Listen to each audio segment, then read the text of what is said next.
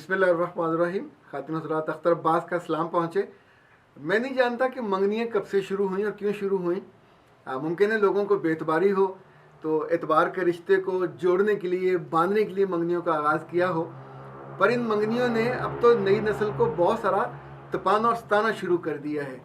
उसके बाद बहुत सारा जुल्म हम ये करने लग गए हैं कि बच्चियों का निकाह कर देते हैं और फिर 2-2, 3-3 साल, इवन 4-5 साल के भी केसेस हैं कि वो बेचारी पढ़ी अपने घरों में रुलती रहती हैं, मुंतज़िर रहती हैं। ना कहीं और शादी हो सकती है और ना जिसके साथ जाना होता है वो ले जाने पर तैयार होता है। निकाह शुदा होती हैं, निकाह याफ्ता होती हैं, और ख़ास तौर पे वो बच्चियाँ जिनके निकाह बैरून मुल्क होते हैं वो ये जुल्म ज़्यादा सहती हैं। अभी हाल ही में एक बच्ची से मुलाकात हुई, और मैं इसलिए इनको बच्चियाँ कहता हूँ और बेटियाँ कहता हूँ कि ये जब तक अपने घर में नहीं चली जाती, बच्चियाँ तो 3-3, 4-4 बच्चे भी हो जाएं तो भी रब ने इनकी साख्त ऐसी बनाई होती है कि कम उम्र लगती हैं, छोटी लगती हैं। सिर्फ दिल बाज़ के बहुत बड़े होते हैं, बाज़ के तो दिल भी उनकी उम्र की तरह छोटे होते हैं। वो चाय पीते हुए उसके हाथ शिवर कर रहे थे। अब सोचिए कि 22-23 साल की लड़की हो और उसको अपने आज़ा पे, अपने हाथों पे भी कंट्रोल ना रहा हो। उसके पूरे चेहरे पे छाइयाँ थी, रो रो के उसकी आंखें सुर्ख थीं। और जो बात जब उसने अपनी कहानी बतानी शुरू की तो लिटरली वो सुनने के लिए भी दिल चाहिए था। 3 साल उसकी मंगनी रही सगी फुफ्फो के घर, और सिर्फ फुफ्फो नहीं थे, वो मामू भी उसका था। ये डबल रिश्ता था। और फिर जब उनका निकाह हो गया तो 2.5 साल निकाह रहा। उस 2.5 साल में वो लड़का हर 6 माह बाद, 7 माह बाद बैरून मुल्क से आता और एक आध दिन इनके घर रहता, इनकी तरफ मिलने चला आता और उसके बाद अपने घर चला जाता। तो अब के जब वो आया आखिरी दफ़ा 2 हफ्ते के लिए आया, और निकाह तो पहले शुदा था, अब रुखसती का इरादा था। पर जब वो इनके यहाँ पहुँचा और इनके यहाँ पहुँच के उसने कुछ वक्त गुजारा और फिर अपने घर चला गया, और वहाँ जाके उसकी माँ ने और उसके बाप ने उसके सामने कागजात रखे, और कागजात डिवोर्स के थे। और उसे कहा गया कि इसकी माँ को हमने समझाया था कि जो उसको ज़मीन मिली कितनी होगी, 4 या 5 एकड़ कुल ज़मीन थी जो उसको विरासत में आई थी, कि तुम इसको भाई के नाम लगा दो। और उसने नहीं लगाई, उसने उस पर अड़ी की, कहा कि नहीं मुझे चाहिए, मुझे अपनी बच्ची की शादी करनी है। उनका कर लो तुम शादी, हम वो बच्ची ही नहीं लेंगे। और खड़े कदमों उसने उस पर डिवोर्स पे साइन भी कर दिए। सिर्फ यही जुल्म नहीं किया, उसके ठीक 2 हफ्तों के बाद उस लड़की की शादी उन्होंने अपनी ही एक और अजीज़ा की बच्ची के साथ कर दी। अब सोचिए इस बच्ची को दुख, आप भी जो सोच रहे होंगे कि उसको तकलीफ़ ये हुई होगी कि इतने दिनों का साथ था, इतने दिनों जब मंगनी होती है तो फिर लड़की के दिल में एक पूरी ज़िंदगी गुजारने का तसव्वुर बन जाता है, इसके साथ जीने का तसव्वुर बन जाता है। फिर निकाह रहा और अब उसको इतने सालों का ताल्लुक़ टूटने का उसको दुख होगा। खातिन हज़रात, ये दुख निकाह टूटने का नहीं था, क्योंकि इसके माँ बाप ने भी इसकी शादी के लिए किसी दोस्त के यहाँ देख लिया है, रिश्ता तय हो गया, 1-2 हफ्तों में इसकी शादी भी हो जाएगी।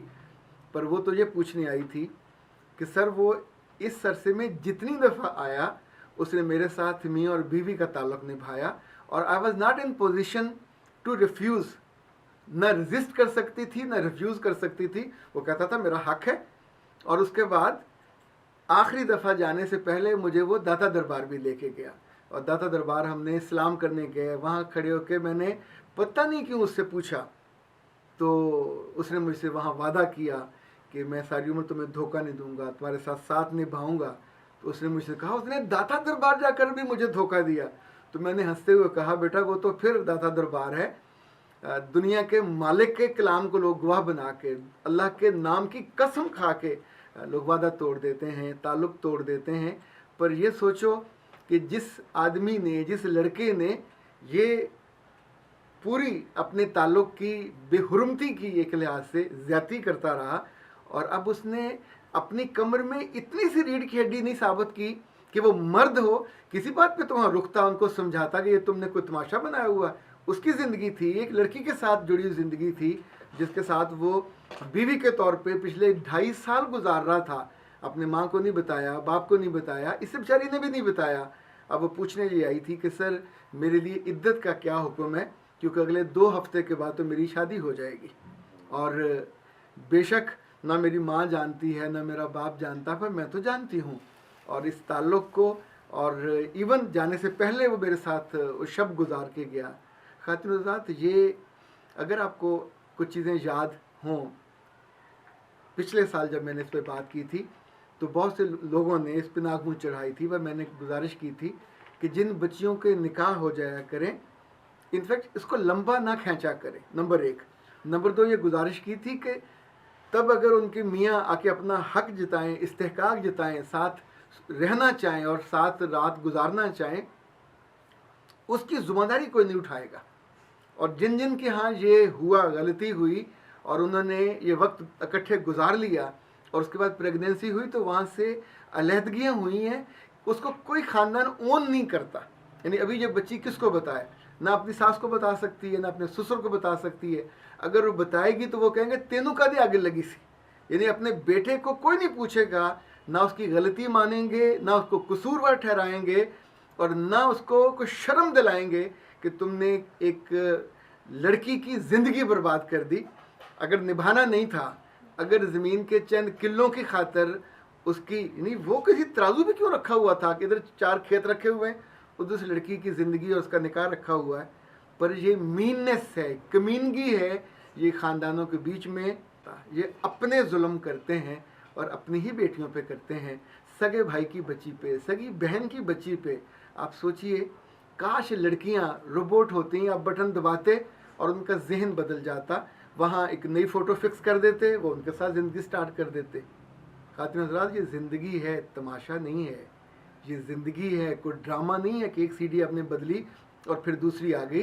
ये ज़िंदगी है, कोई मोबाइल के बटन नहीं है कि आपने फ़ौरन बदला और नया मंज़र आ गया।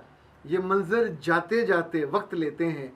जिन लोगों के साथ, जिन रिश्तों के साथ बच्चियाँ बंध जाती हैं और समटाइम डेविएट कर जाती हैं, अपनी हद से आगे निकल जाती हैं, उन बेचारियों को तो ज़्यादा सहना पड़ता है। और मैं अभी तक उस अज्यूम, खातिर हज़रात, जब मैं इस तरह की बात आपको बता रहा होता हूँ जो आंखों देखी होती है, जो किसी और से सुनी ही नहीं होती, बिल्कुल आमने सामने बैठ के बात हुई होती है, तो भी मैं बहुत सारी बातों पे पर्दा डाल देता हूँ। इसलिए कि आप में से बहुत से ऐसे हैं जो थोड़े दिले बन के फ़ौरन फतवे का डंडा निकालते हैं और अगले बंदे को मारने लग जाते हैं। उसकी ईमान, उसकी दीन, उसकी नीयत सब पे शुबा करके उस बच्ची के बारे में इतनी इतनी सख्त बातें कह जाते हैं जो नहीं कहनी चाहिए। इनफैक्ट जब हम आपस में शेयर कर रहे होते, मैं आपको कहानियाँ नहीं सुना रहा होता, ना ये दुनिया की दास्तानें होती हैं। मेरी पूरी बात करने का मकसद ना तो कोई लाइकेंस लेनी होती हैं, ना उसकी को हाइप क्रिएट करनी होती है। अगर एक जुमले का मकसद हो तो वो सिंपल ये होता है कि कुछ और बेटियों की ज़िंदगियाँ बच जाएं, कुछ और इन प्यारी प्यारी बच्चियाँ जिनकी वजह से ये दुनिया है, जिनकी वजह से ये ख़ानदान है, जिनकी वजह से ये रिश्ते चलते हैं, वो दुखी होंगी, उनका पूरा ख़ानदान दुखी होता है।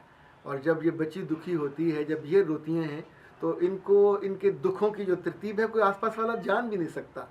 मर्द हैं फिर अपना दुख सह जाते हैं, किसी लेके जाएं, यानी जिसके पास भी लेके जाएंगी, एक दफ़ा सुनेंगी और उसके बाद वो जगह जगह न सिर्फ बयान करेंगी, उसमें इल्ज़ाम भी उसी को देंगी, शर्मसार भी उसी को करेंगे और उसको किसी को मुंह दिखाने के काबिल भी नहीं छोड़ेंगे। इन ख़वातीन को, ऐसी बच्चियों को मैं हमेशा बहुत मोहब्बत से कहता होता हूँ कि बेटा ये बात अपने ख़ानदान में गलती हो जाए किसी को मत बताना, गलती हो जाए सिर्फ एक जो ज़ात है वो गलती माफ़ करती है, उसके आगे बंदा हाथ जोड़ देता है, उससे इल्तिजा करता है, उससे कहता है मेरे दिल पे जो बोझ आया हुआ है वो उतार दे। उससे कहता है कि अल्लाह आने वाले बरसों में, आने वाले दिनों में किसी ना मेहरबान के ज़ुम्मे मुझे ना लगाना।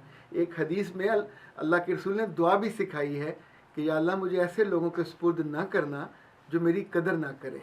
ना कदरे लोग रिश्तों में हों या हमारे दोस्तों में हों, अल्लाह कभी उनके साथ हमारे ताल्लुक़ को लंबा लेके चले ही ना, क्योंकि इनकी वजह से कहीं ना कहीं हमको, हमारे दिल को, हमारी रूह को तकलीफ़ पहुंचती है और इनको तो शर्म भी नहीं आ रही होती और पीछे बाकियों की जो ज़िंदगियां हैं